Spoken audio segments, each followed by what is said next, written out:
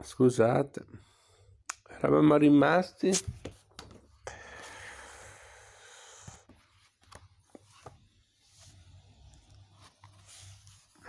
allora, dove cazzo eravamo rimasti?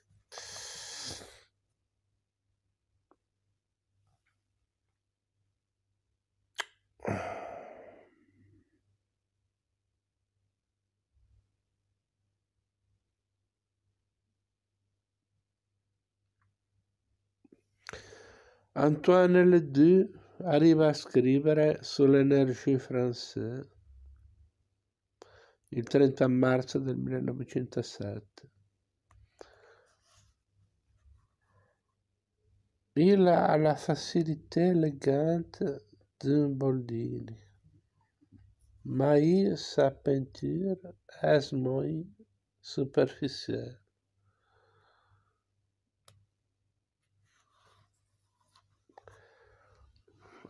Lui ha la facilità elegante di un Boldini, ma la sua pittura è molto superficiale.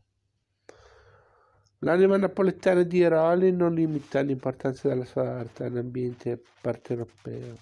Il suo colore supera il dislancio e i confini della città, del golfo. Egli ha nel cuore il sole, i colori del cielo e del mare. Le tinte ora delicate, ora esuberanti, ma è la sua pittura vibrante e anelante, ha la bellezza che gli fa superare ogni confine imponendosi ovunque venga contemplato il bello. E dunque costui da classificarsi fra i prodigiosi artisti la cui patria è l'arte, non la regione più o meno benedetta dai sorrisi del cielo. È un caposcuola, poiché la personalissima arte sua, alla quale faranno omaggio le future moltitudini, comincia trionfalmente con lui.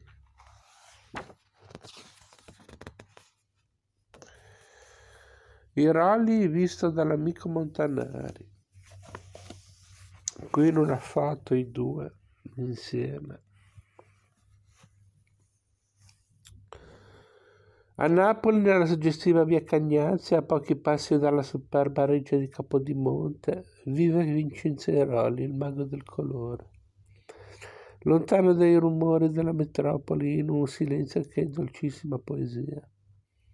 In una casa dove tutto è canto d'amore e da cui una terrazza piena di fiori e di profumo permette di ammirare con le pupille dilattate dal piacere le meravigliose e luminose bellezze del golfo divino di tutta Napoli, ammaliatrice.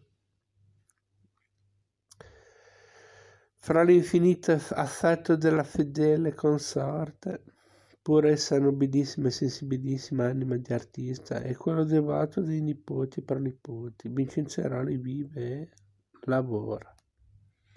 Così Leopoldo Montanari descrive i luoghi in cui Airoli e sua amatissima amica esprimevano la sua arte pittorica. Nel corso della visita allo studio dell'artista, Montanari viene colpito dalle industriosità del pittore, dalle gamme infinite dei colori e dallo struggente verismo. La tecnica vigorosa e l'impressione rapida tradotta senza esitanza, la potenza del colore che accendeva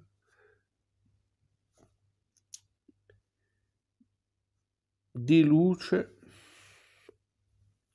vivido quelle opere, di luce vivida quelle opere. Tutto l'insieme armonioso di ombre e penombre da cui balzano quelle creazioni piene di vita, ma delinearono un grande maestro che non trattava, che non imitava e che non derivava. un padrone assoluto del meccanismo, è elegante e nervoso, un avveduto interprete della iridescenza del colore. È il 12 settembre del 20. È il 12 settembre del 20. Da questa data Montanari segue ininterrottamente la produzione di Ierolli. Visita le mostre personali e le collettive a cui il maestro partecipa. Trascorre intere giornate nello studio di Napoli, intrattiene frequenti scambi epistolari fino a instaurare una vera e propria amicizia tra le rispettive famiglie che si frequenteranno abitualmente.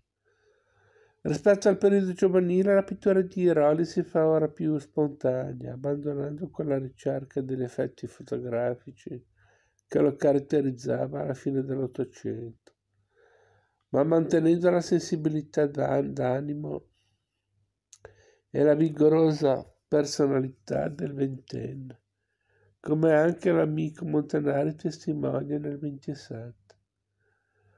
La produzione di Vincenzo Ierolli è prodigiosa ed è una continua fioritura di bellezza. Dio, che lo ha creato maestro nella vita e nell'arte, gli ha anche dato il dono di un'eterna primavera. Ogni anno nascono dalla sua superba tavolozza fiori sempre più suggestivi, dalle corolle sempre più profumate, motivo per cui posso ben dire che Vincenzo Ierolli darà al pubblico per molti anni ancora nuovi capolavori, che per esecuzione e concezione nulla avranno da invidiare ai tanti già creati. Poi qui ci sono un po' di foto con la moglie.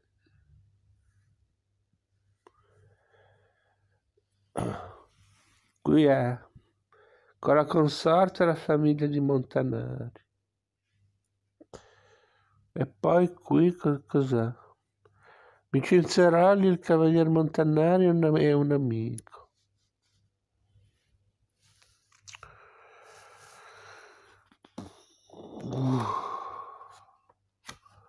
Poi qui comincia il libro vero e proprio, cioè cominciano i quadri, le foto dei quadri. Ve li facciamo vedere velocemente.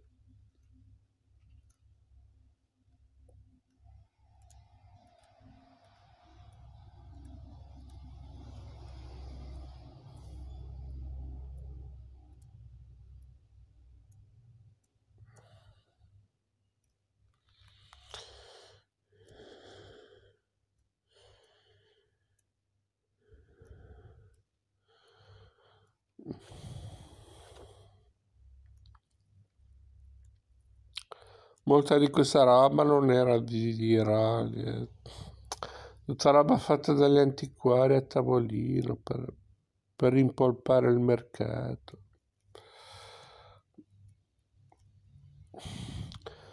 Vabbè che Ierolli è stato molto prolifico, ma addirittura tutta questa robaccia. Lasciamo stare, dai. Stendiamo un velo pietoso.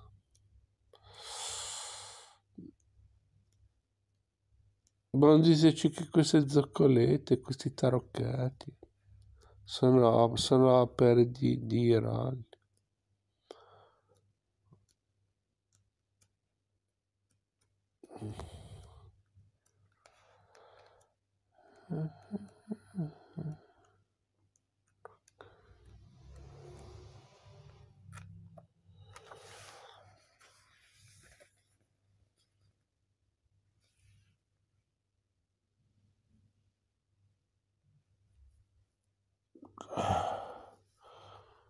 Vincenzo Ierolli, vabbè, la biografia lasciamola stare.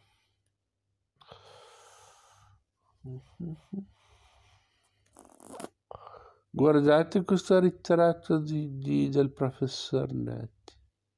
Sembra una foto. Non so se si vede.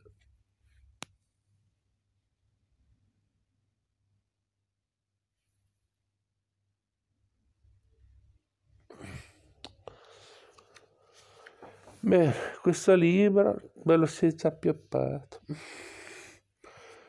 Compratevi l'originale in libreria, perché altrimenti mi fucilano.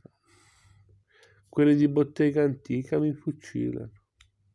Se non rimpolpate un po' il mercato. Bene, alla prossima.